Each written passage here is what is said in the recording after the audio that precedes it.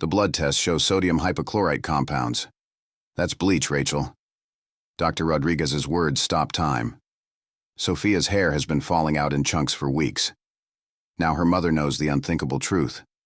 Someone has been deliberately poisoning her 9-year-old daughter. Before we dive in, comment where in the world you are watching from, and don't forget to click subscribe. Rachel Bennett's hands trembled as she ran her fingers through her daughter's hair, watching another clump come away in her palm. The bathroom light cast harsh shadows across the tile floor, illuminating the scattered strands that had fallen throughout the morning routine. 9-year-old Sophia stood perfectly still, her brown eyes fixed on the drain where more of her once thick auburn hair spiraled downward like autumn leaves caught in a current. The porcelain sink was littered with strands, creating a copper-colored halo around the edges that seemed to mock the beautiful thickness Sophia's hair had possessed just months before. Rachel's stomach churned as she counted the strands in her hand.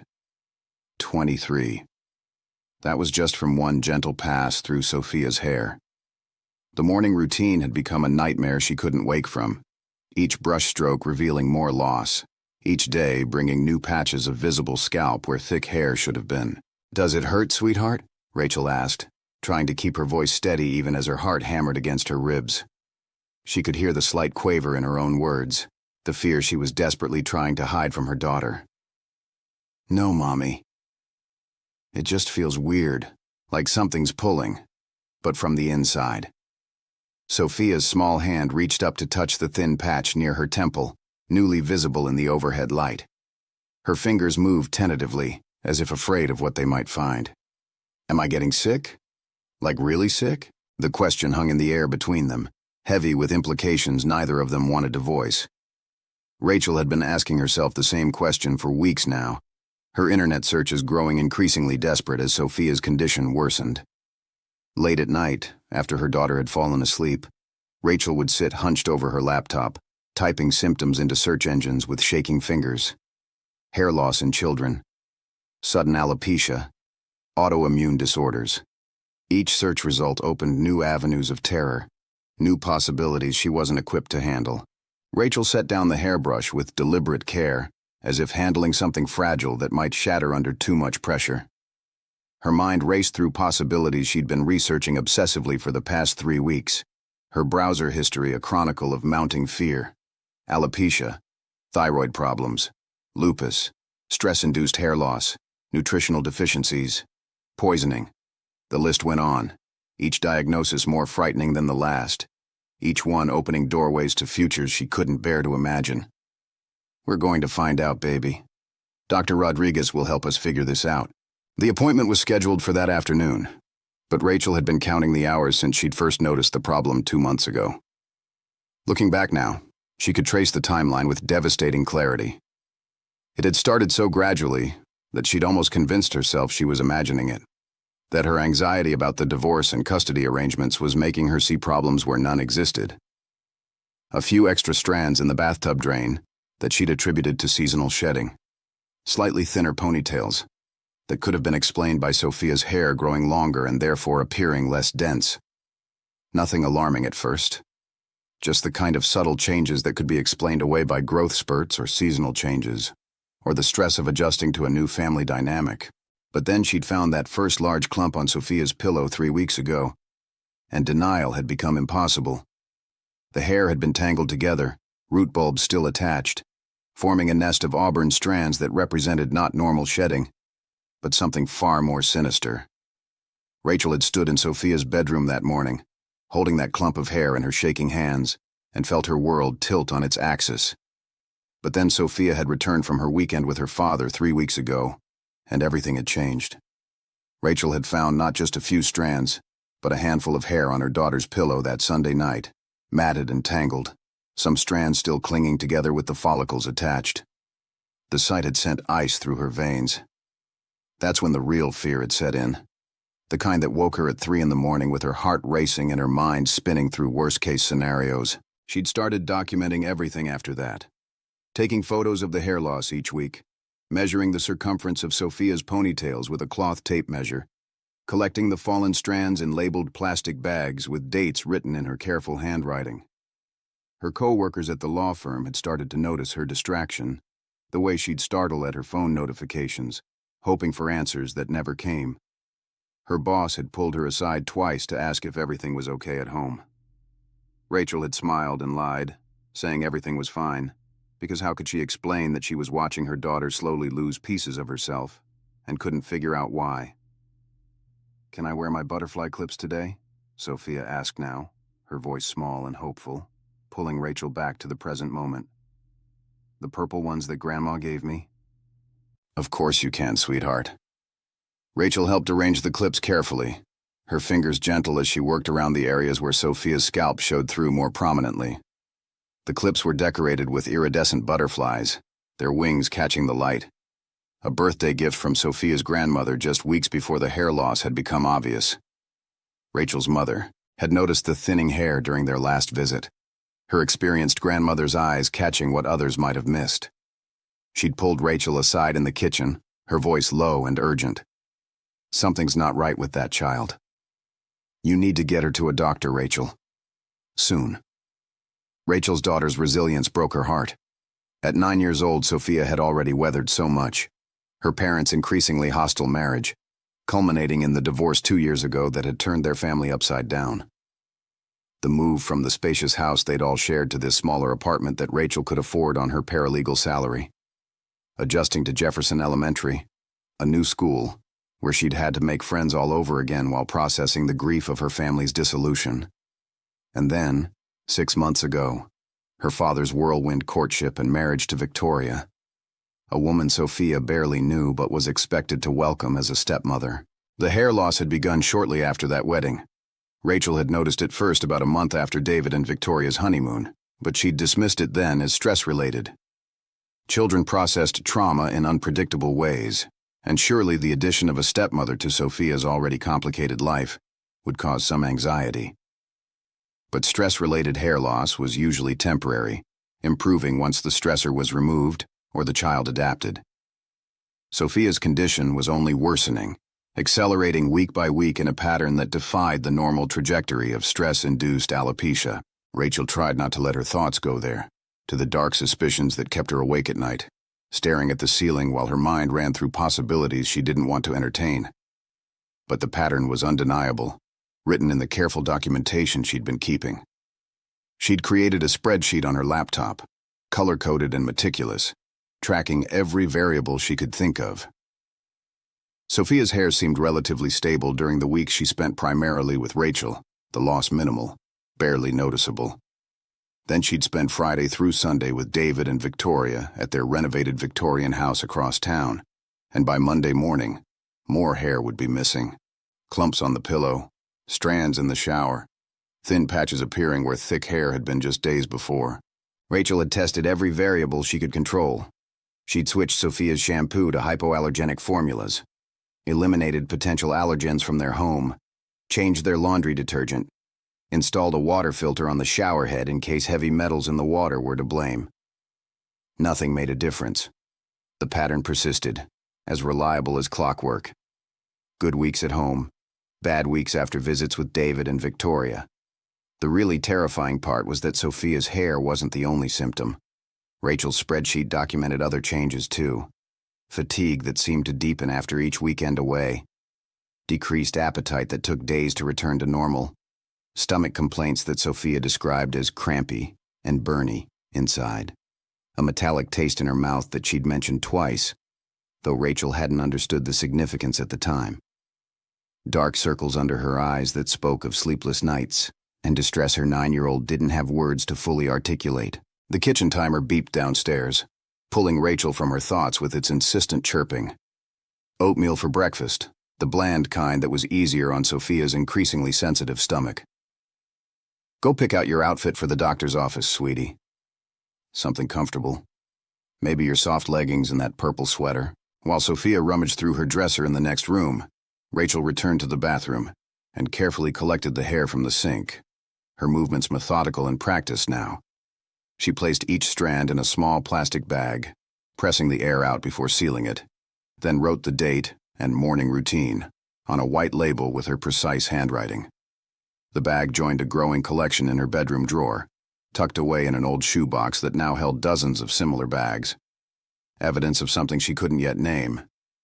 Proof that this wasn't in her imagination. Documentation that might be crucial if she needed to convince skeptical doctors or, God forbid, family court judges. Her phone buzzed with a text message, the vibration making it skitter across the bathroom counter. David's name appeared on the screen, and Rachel felt her jaw clench automatically, a Pavlovian response to communication with her ex-husband. Victoria wants to take Sophie shopping this weekend. Get her some new clothes for school. She's noticed Sophie's been looking a little sloppy lately. Picking her up Friday at 5. The text was so perfectly David that Rachel almost laughed, except nothing about the situation was funny. His new wife had noticed Sophia looking sloppy when the reality was that her daughter was sick and losing weight, her clothes hanging differently on her shrinking frame. Victoria's solution was shopping, as if new clothes could solve whatever was wrong with Sophia's body. The dismissiveness of it, the complete lack of concern about the underlying issue, made Rachel's blood boil. Every cell in her body wanted to refuse, to keep Sophia home where she could monitor her health, control her environment, protect her from whatever was causing this mysterious ailment. But the custody agreement was ironclad, drafted by expensive attorneys during the divorce proceedings when Rachel couldn't afford to fight as hard as David could. Every other weekend, alternating holidays, joint decision-making on major medical issues. She'd fought hard for those terms during the divorce, never imagining she'd come to resent them, never dreaming they might put her daughter at risk. She typed back, her fingers jabbing at the screen with more force than necessary, each tap a small rebellion against the helplessness she felt. Sophie's not feeling well. I'm taking her to the doctor today.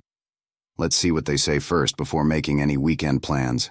The response came almost immediately, as if David had been waiting by his phone for her reply. You're overreacting again. Kids lose hair sometimes, Rachel. It's probably stress from you hovering over her constantly. She's fine when she's with us. Maybe you're the problem. That last sentence hit like a physical blow. Rachel read it 3 times, feeling her chest tighten with each pass.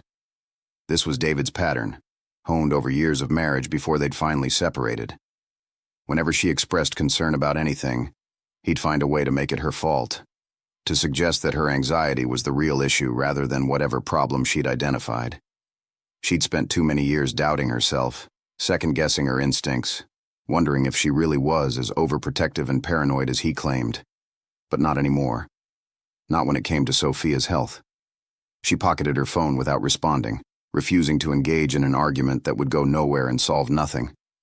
She had documentation now, evidence, a paper trail that would speak louder than David's dismissiveness ever could. Rachel went to help Sophia get dressed, finding her daughter sitting on her bed, holding the purple sweater but not putting it on, just staring at the soft fabric as if it held answers to questions she didn't know how to ask. Dr. Helena Rodriguez had been Sophia's pediatrician since birth, present at every milestone from first vaccinations to kindergarten checkups, to the painful visits after the divorce, when Sophia had developed stress-related stomach aches that eventually faded. Rachel trusted her completely, trusted her clinical expertise and her warm manner with children. The doctor's office was located in a cheerful medical plaza on the east side of town, a modern building with murals of jungle animals painted on the walls by a local artist. Elephants and giraffes and monkeys peered out from painted foliage, their friendly faces meant to calm anxious children. Normally, the bright colors and friendly atmosphere would have comforted Sophia, would have made her smile and point out her favorite animals while they waited.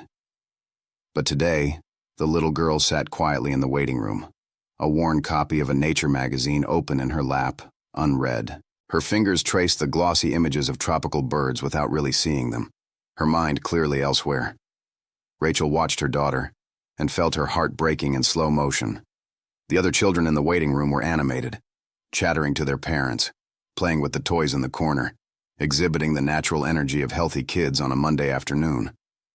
Sophia sat still as a statue, her purple butterfly clips catching the fluorescent light, her thin shoulders hunched in a posture that spoke of bone-deep exhaustion. When had her little girl become so quiet, so withdrawn?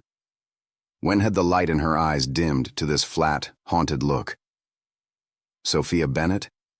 The nurse appeared with a clipboard, her smile warm but professional. The kind of practiced cheerfulness that medical staff perfected over years of working with sick children. Dr. Rodriguez is ready for you now. Come on back, sweetie. The examination room smelled of antiseptic and lavender, an unusual combination that Dr. Rodriguez had intentionally chosen to make her young patients feel less anxious.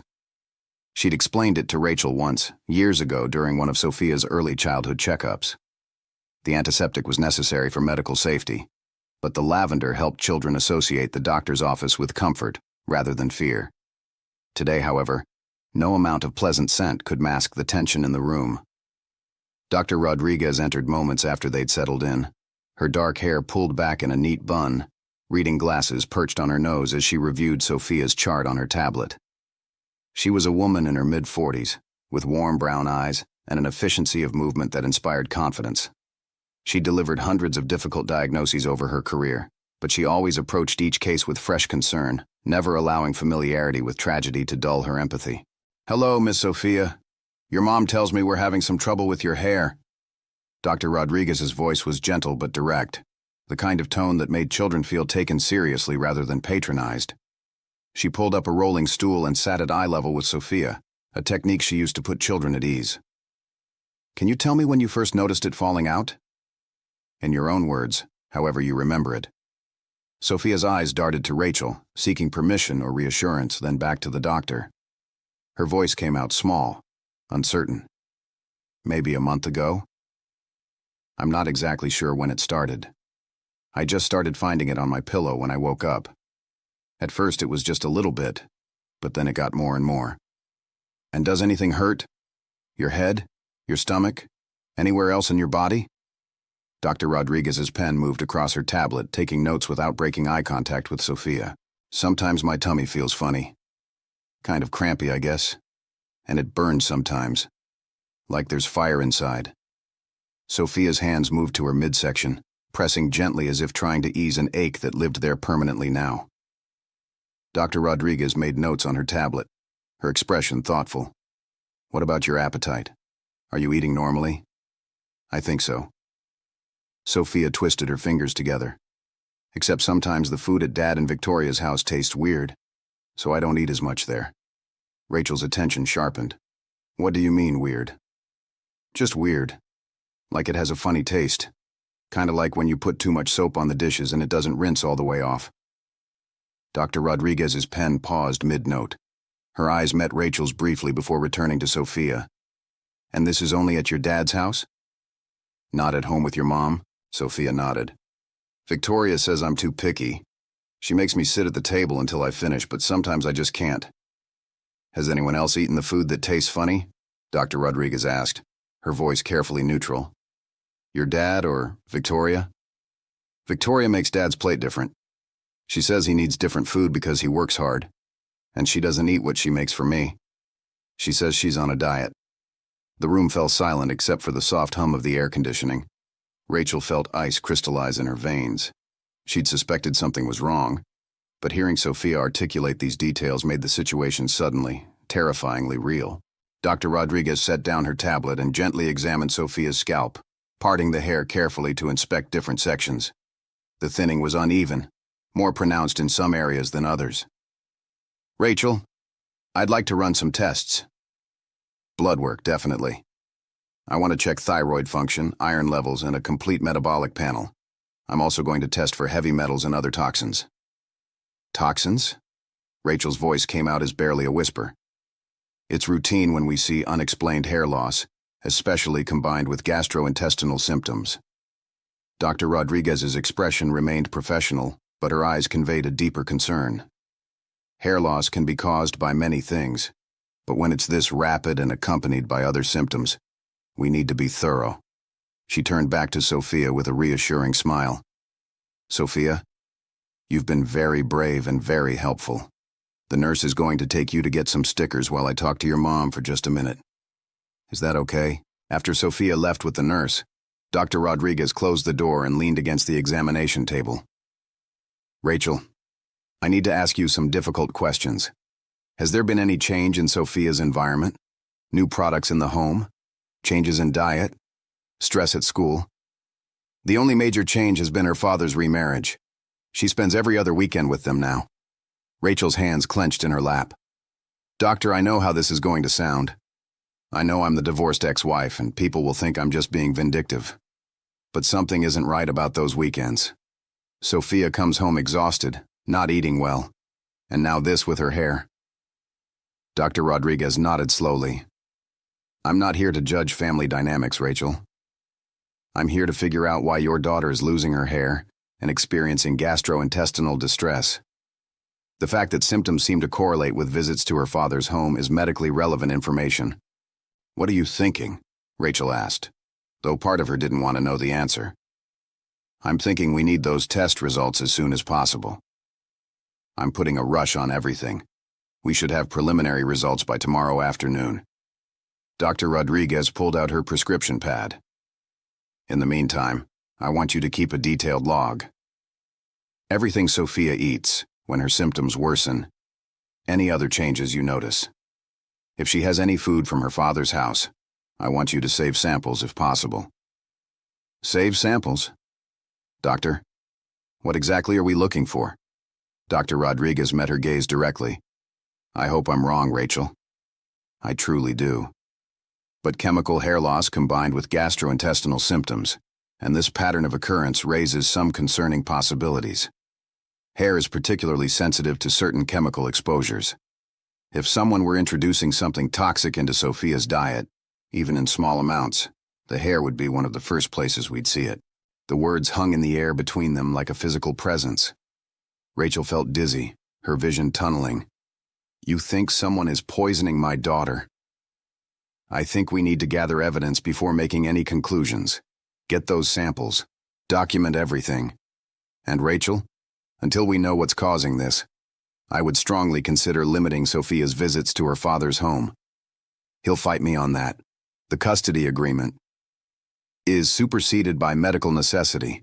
If I determine that Sophia's health is at risk in that environment, I can provide documentation to support a temporary modification. Dr. Rodriguez placed a hand on Rachel's shoulder. Let's get the test results first. But trust your instincts. You're her mother. If something feels wrong, it probably is. That evening, after Sophia had fallen asleep clutching her favorite stuffed elephant, Rachel sat at her kitchen table with her laptop open, searching for information she wished she didn't need to know. Chemical poisoning, symptoms in children, hair loss from toxins. The search results made her stomach turn. Arsenic, thallium, lead-chlorine compounds. The list went on, each substance more frightening than the last. But one search result caught her attention, a medical journal article about chronic low-level exposure to bleach compounds and their effects on children. Hair loss. Check gastrointestinal distress.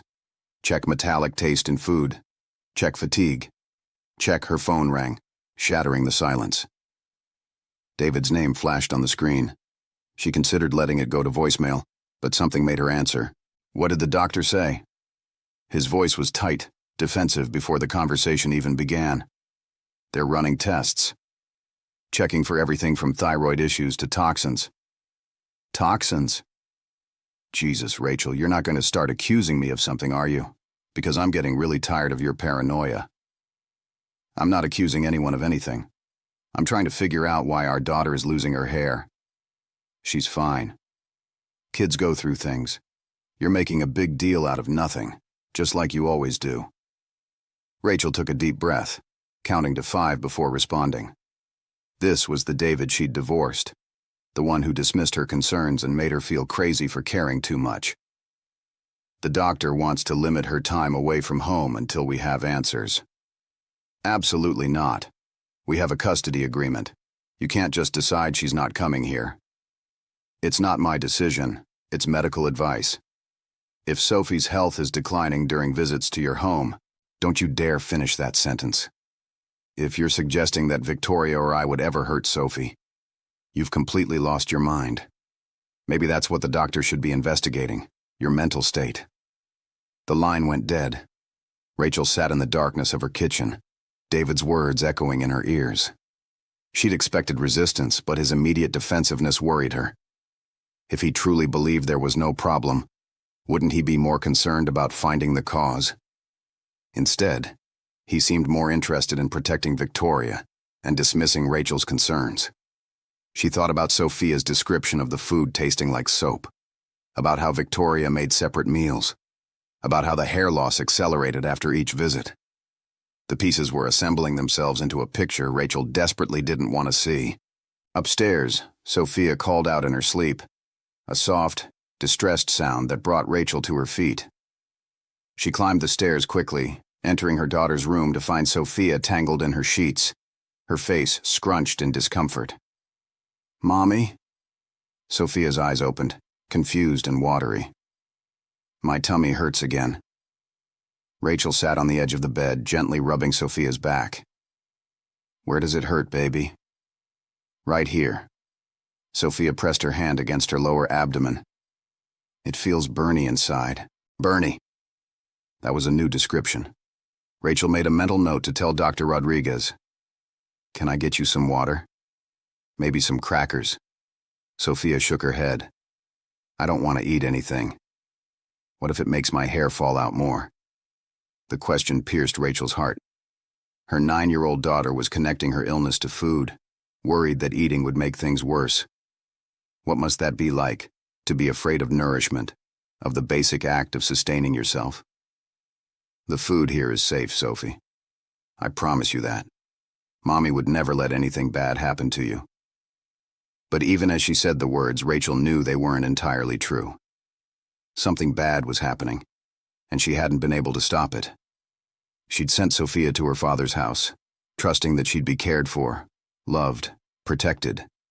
And now her daughter was suffering, her beautiful hair falling out in chunks, her trust in the world eroding along with her health. "Can I stay home this weekend?" Sophia asked quietly. "I don't feel good enough to go to Dad's. We'll see what the doctor says after the tests come back. But yes, if you're not feeling well, you'll stay home with me." Rachel stayed with Sophia until she fell back asleep, then returned to her research. She pulled up the plastic bags of hair she'd collected, studying them under her desk lamp. Some strands seemed brittle and damaged, breaking easily. Others came out with the root still attached, the follicle damaged or destroyed. Her email pinged with a message from her sister Melissa, who lived 2 states away. "Just checking in. How's my favorite niece? Send pictures."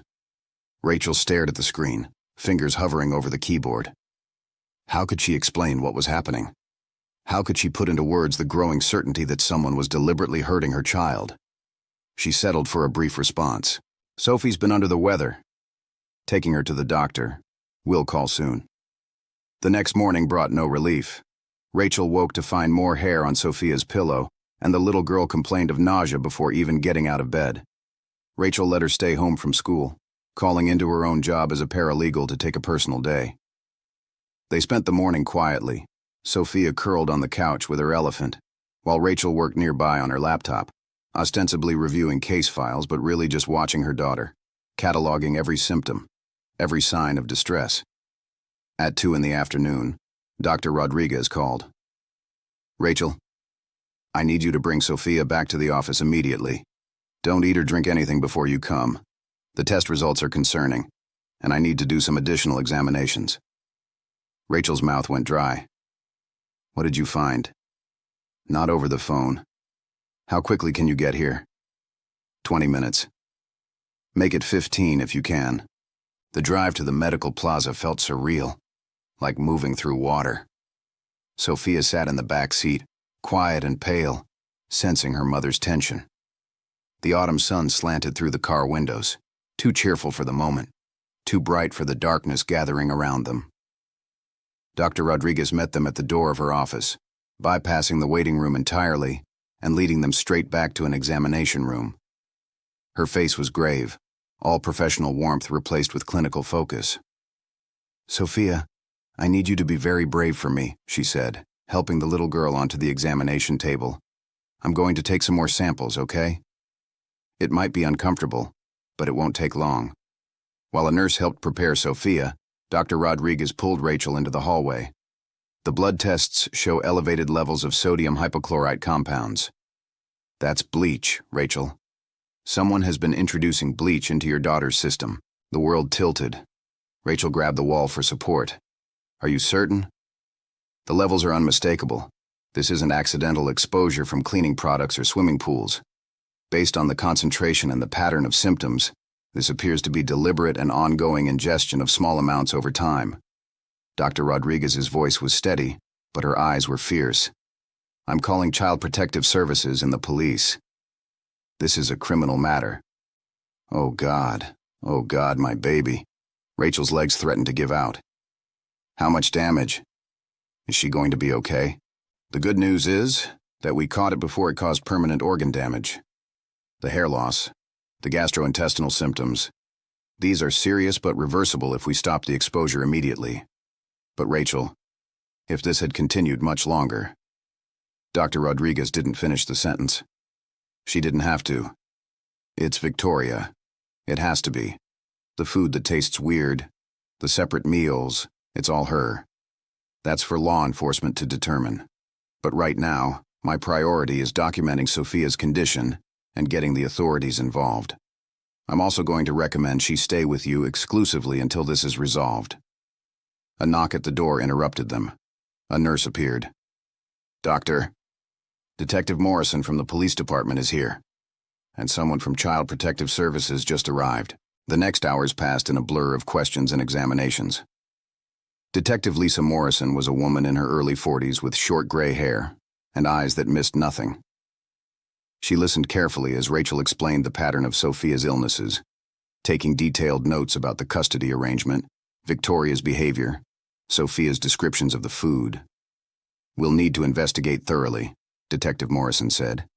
I'll be obtaining a warrant to search your ex-husband's home and to seize any food products. We'll also need to interview Sophia, though we'll do so very carefully given her age. Do you think I'm crazy? Rachel asked suddenly. Everyone acts like I'm the jealous ex-wife making trouble. Even David thinks I'm paranoid. Detective Morrison's expression softened slightly. Ma'am, I've been doing this job for 20 years. You know what I've learned? Mothers know. They just know when something's wrong with their kids. And the fact that a doctor found physical evidence of bleach compounds in your daughter's bloodstream means you're not crazy. You're right. The CPS worker, a kind-faced woman named Janet, who'd seen too much in her career, was equally direct. We're issuing an emergency order suspending Mr. Bennett's visitation rights pending investigation. Sophia will remain in your custody, and there will be no contact with her father or stepmother until we've completed our assessment. David is going to lose his mind, Rachel said.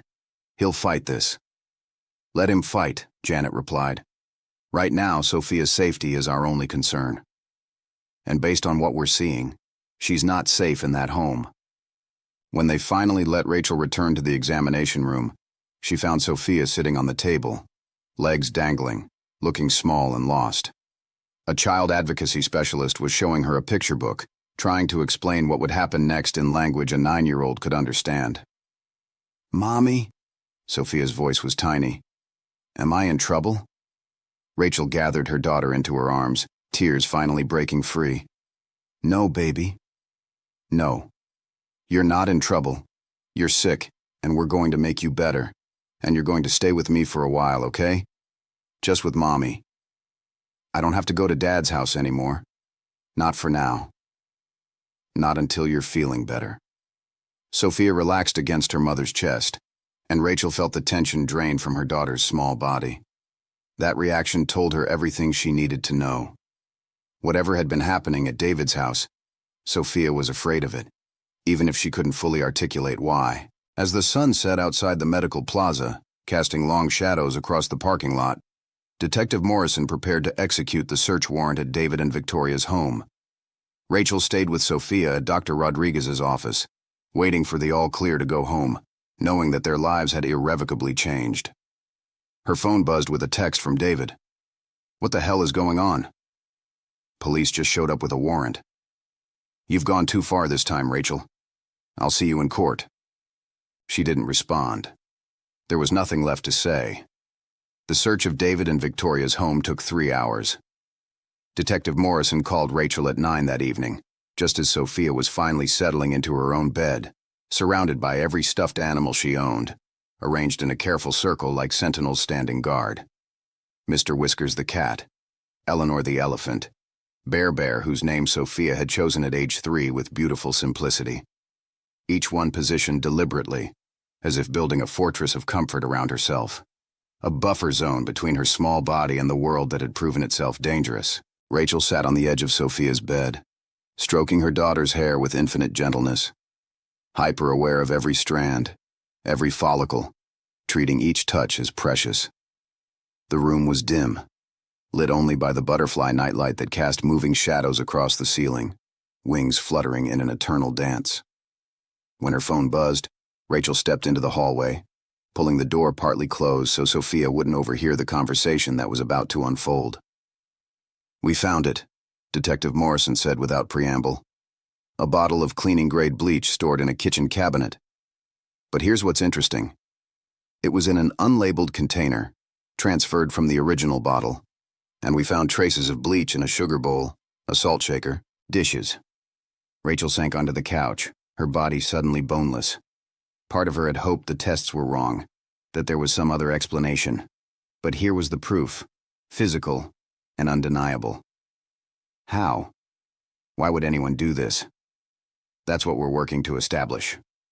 Your ex-husband claims complete ignorance, says he works long hours, and Victoria handles all the cooking and household management. Victoria, on the other hand, has declined to speak without an attorney present. What happens now? We've arrested Victoria Bennett on charges of child endangerment and assault. She's being held pending bail hearing. We're still investigating your ex-husband's potential involvement or knowledge. The district attorney will determine final charges once we complete the investigation. After the call ended, Rachel sat in the quiet of her living room, trying to process the magnitude of what had been happening under everyone's noses. Victoria had been slowly poisoning Sophia, methodically, deliberately, with enough care to make it seem like a mystery illness rather than intentional harm. But why? The question haunted Rachel through the sleepless night.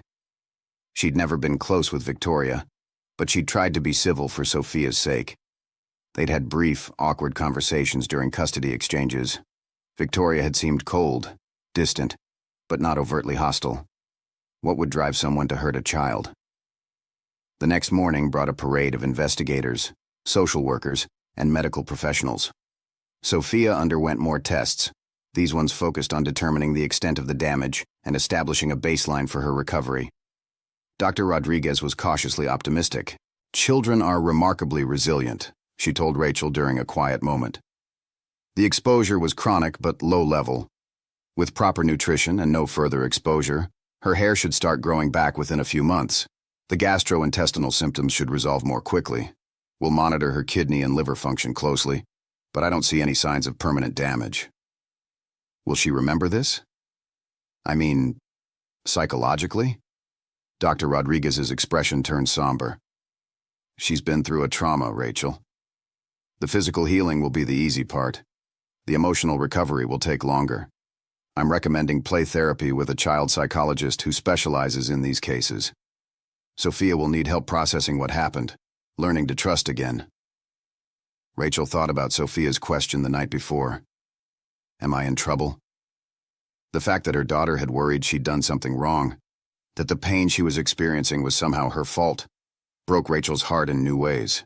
Over the following weeks, pieces of the story emerged through police interviews, psychological evaluations, and investigation reports that landed on Rachel's kitchen table in official manila envelopes. Victoria's motive, when it finally came to light through her attorney's negotiated confession, was as banal as it was chilling, as petty as it was destructive. She'd resented Sophia's presence in her new marriage from the very beginning, though she'd hidden it well behind smiles and shopping trips and attempts at stepmotherly affection that never quite reached her eyes. Every other weekend, her time with David was interrupted by his child from a previous relationship.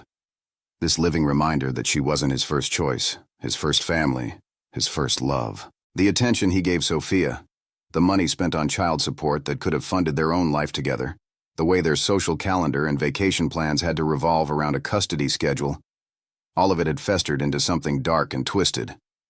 Resentment had metastasized into hatred, and hatred had evolved into action. She'd started small, Victoria admitted in a plea negotiation. Just a few drops of bleach in Sophia's juice. When the child had gotten sick, but no one had connected it to anything sinister. Victoria had grown bolder, a bit in the pasta sauce, some mixed into her milk. Always careful to make separate meals, always prepared with excuses about picky eating or special diets. She wanted Sophia to be so sick that you'd stop sending her, Detective Morrison explained during one of her updates.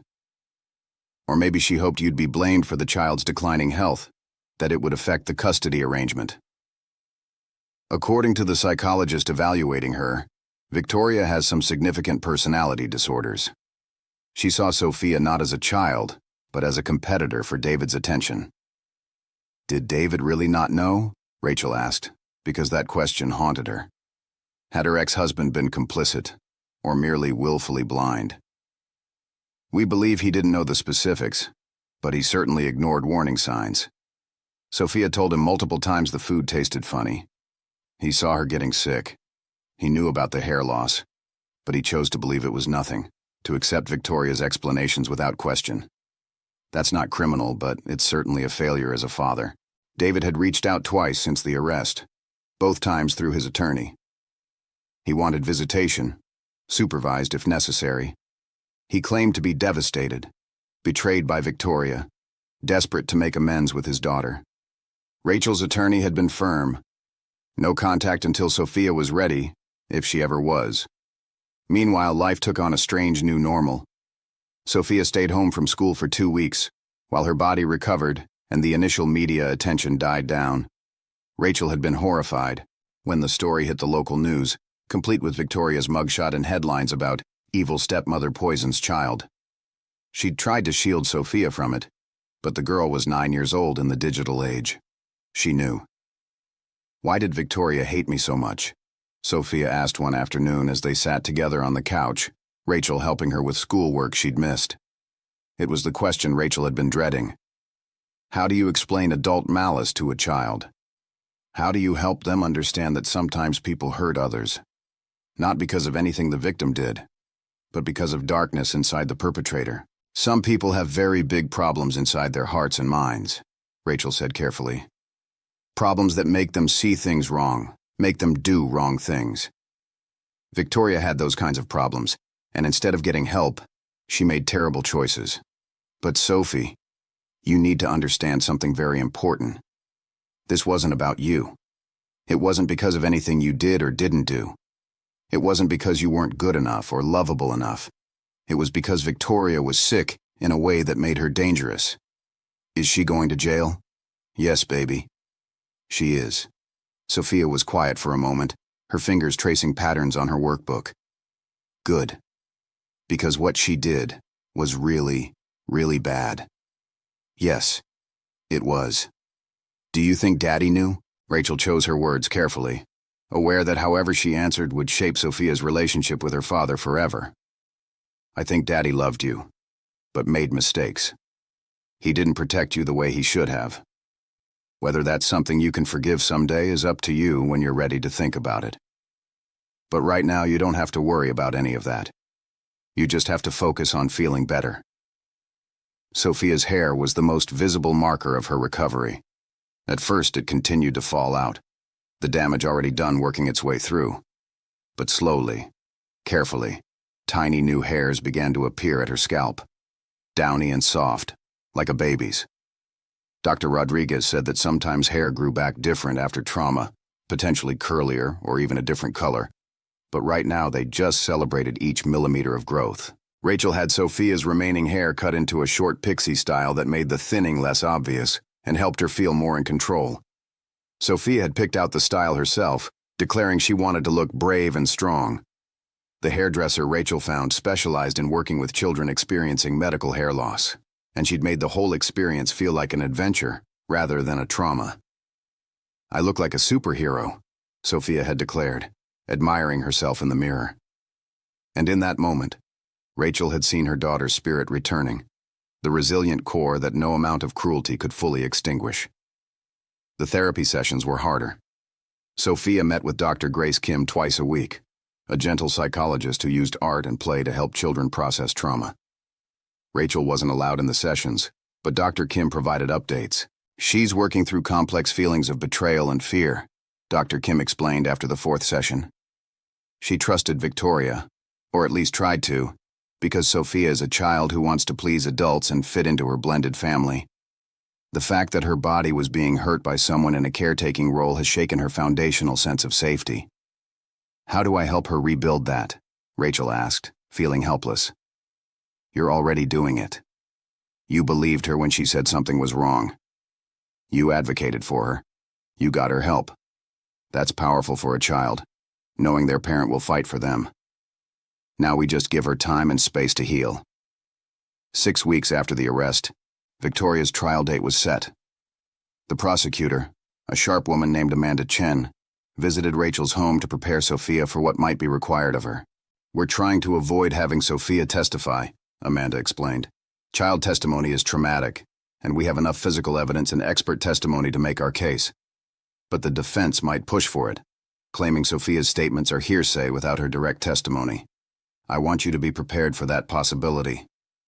Can she handle it? Rachel asked, glancing toward the stairs where Sophia was supposedly doing homework, but probably listening to every word.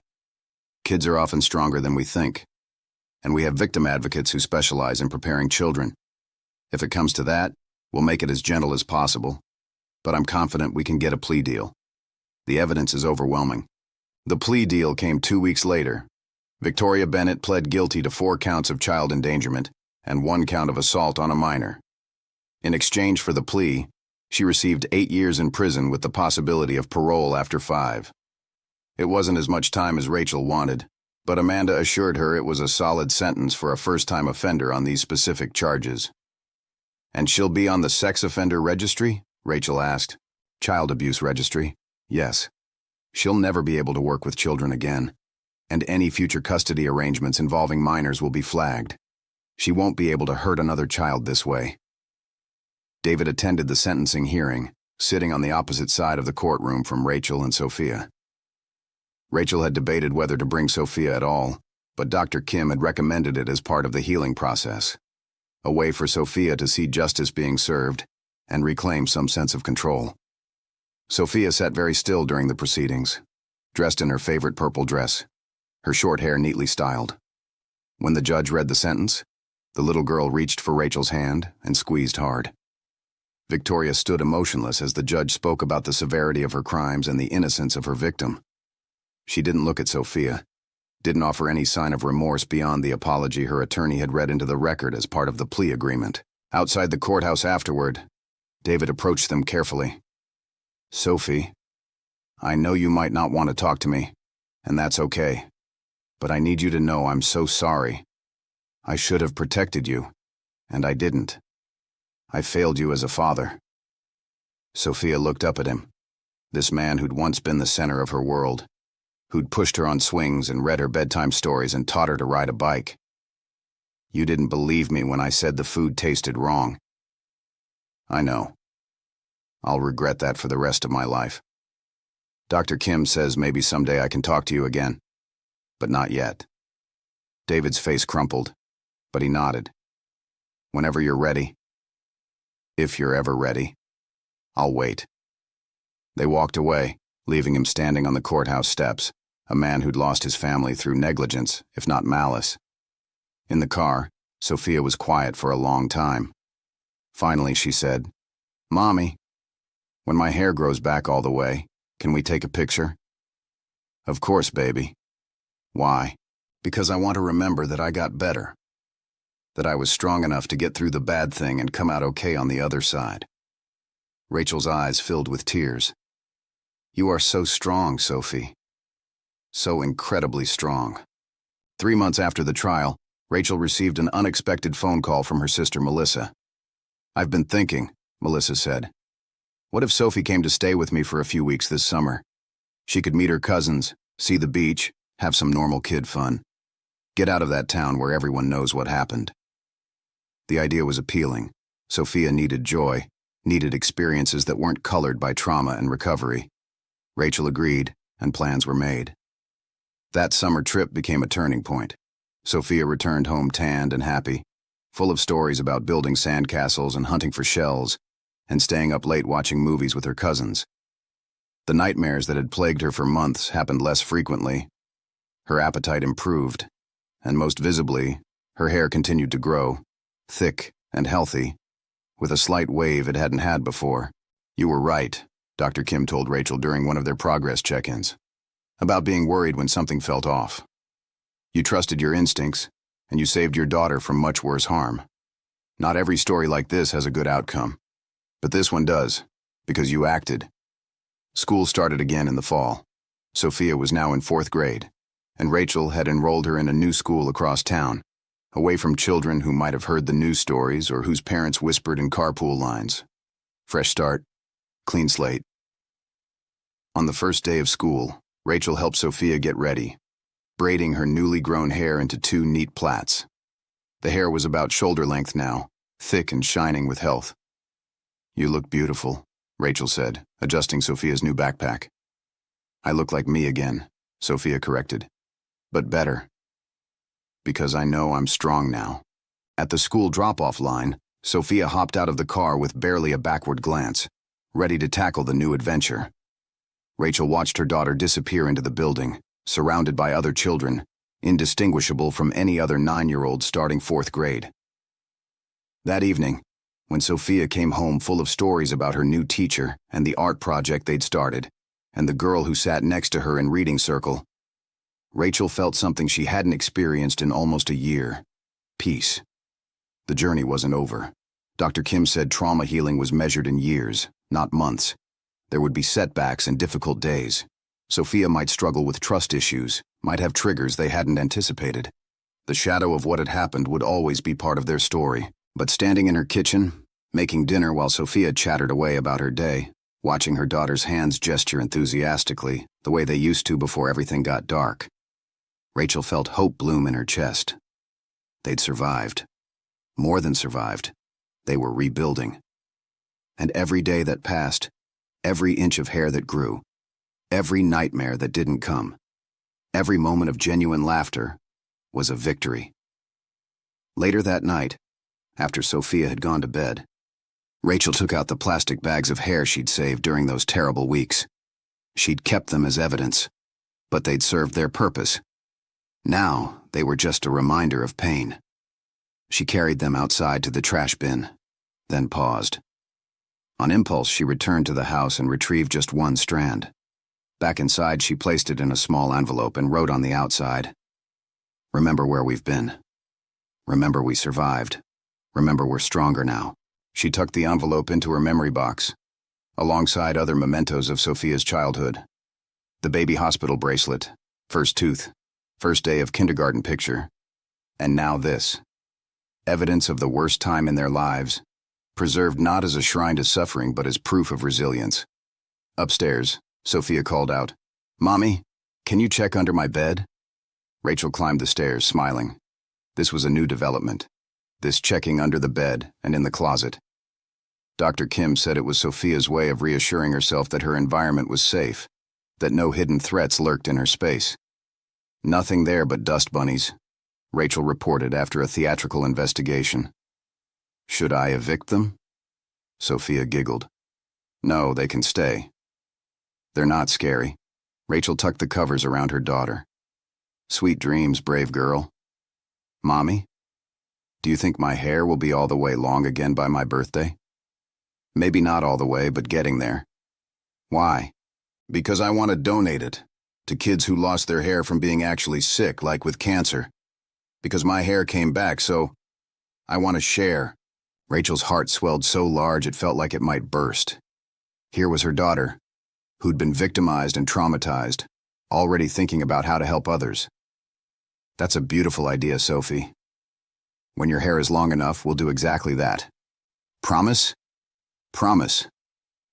After Sophia drifted off to sleep, Rachel stayed a moment longer, watching the gentle rise and fall of her daughter's breathing.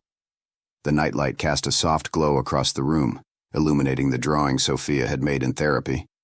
Bright, hopeful images now, so different from the dark figures she'd drawn in those early days.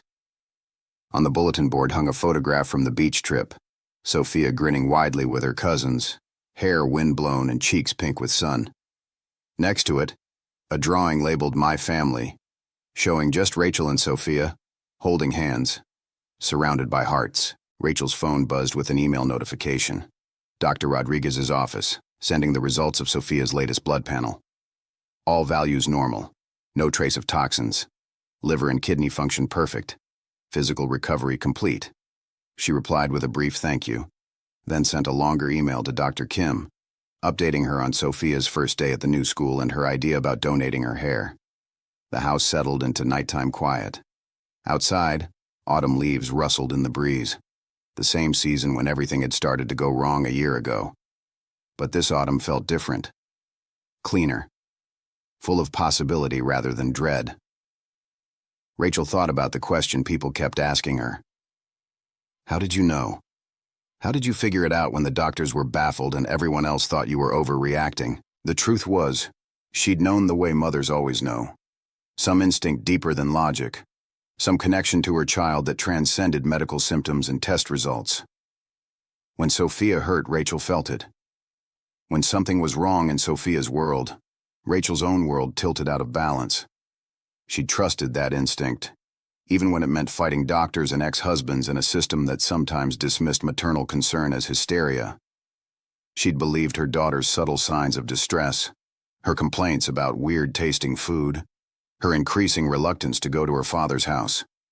And in trusting those instincts, she'd saved Sophia's life. Because Dr. Rodriguez had been clear.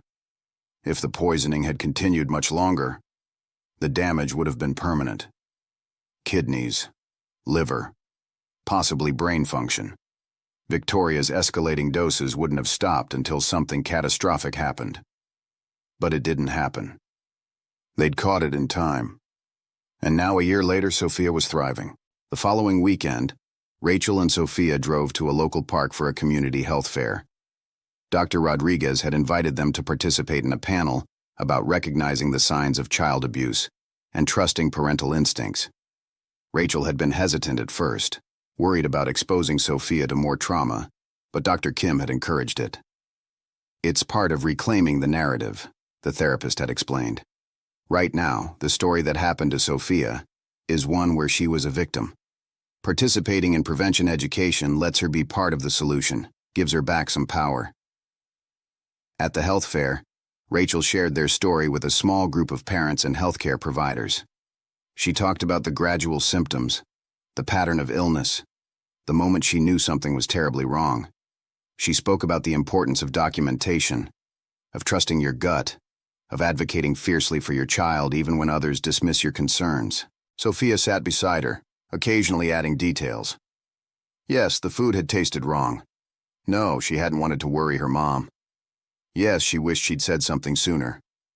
But you did say something, Rachel reminded her gently. You told me it tasted like soap. You told your dad it was weird. You gave us the clues we needed to figure it out. You were brave, even when you were scared. After the panel, several parents approached Rachel privately, sharing their own concerns about custody situations, step-parents, unexplained illnesses in their children. Rachel gave each of them the same advice. Trust your instincts. Document everything. Don't let anyone make you feel crazy for caring. One woman, tears streaming down her face, gripped Rachel's hand. Thank you.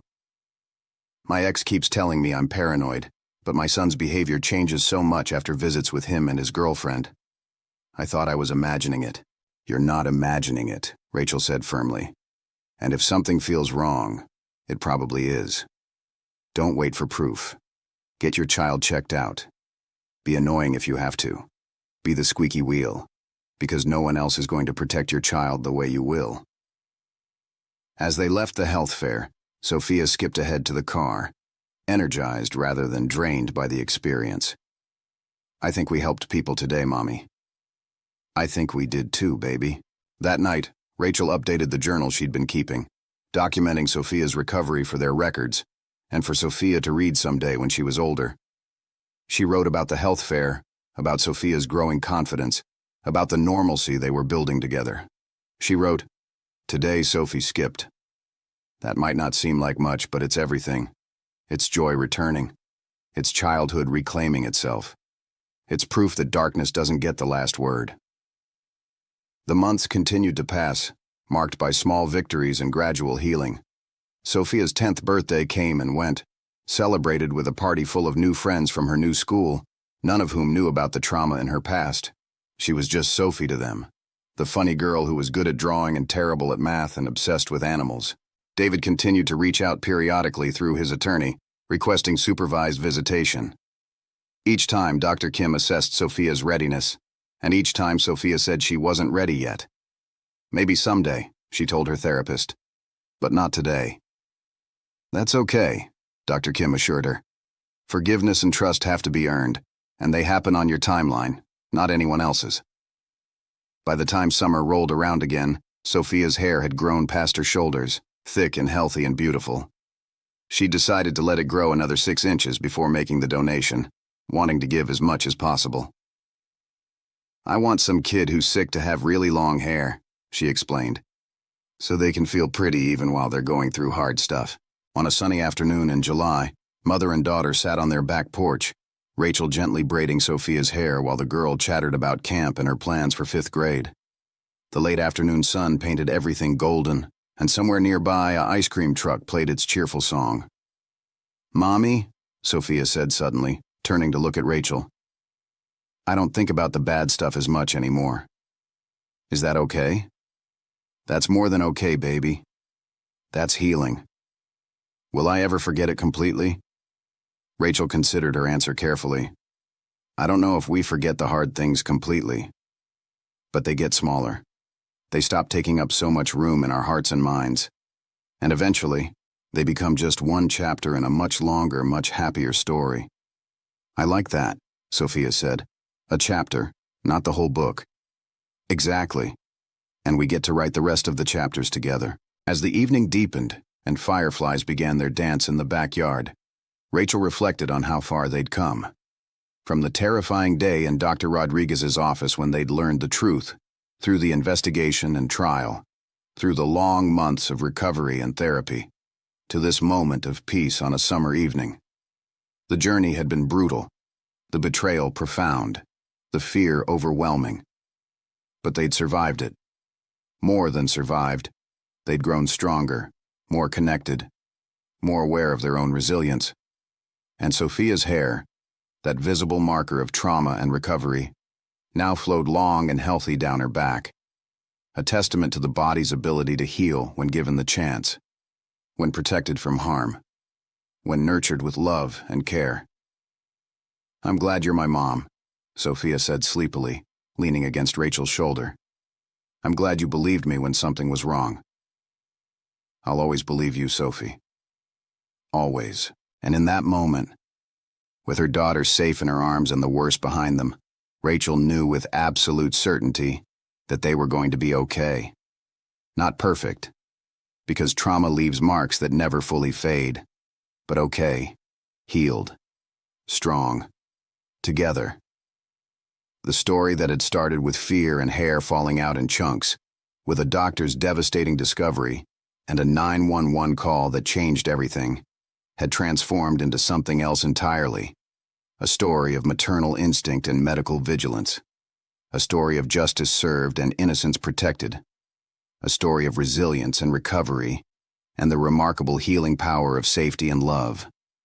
Most importantly, it had become Sophia's story to tell, to own, to learn from, and eventually, to share with others who might need to hear that survival is possible, that healing happens, that hope endures even in the darkest moments. As stars emerged in the darkening sky and Sophia dozed against her mother's shoulder, Rachel whispered a quiet thank you to every person who'd helped them along the way. Dr. Rodriguez, who'd recognized the signs and acted immediately. Detective Morrison, who'd investigated thoroughly and believed them. Dr. Kim, who'd guided them through the psychological recovery.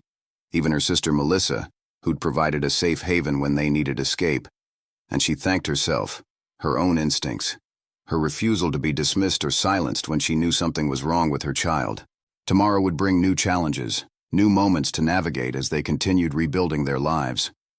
But tonight, in this moment of peace and safety and love, they had everything they needed. Each other, and the knowledge that they were strong enough to face whatever came next. Together,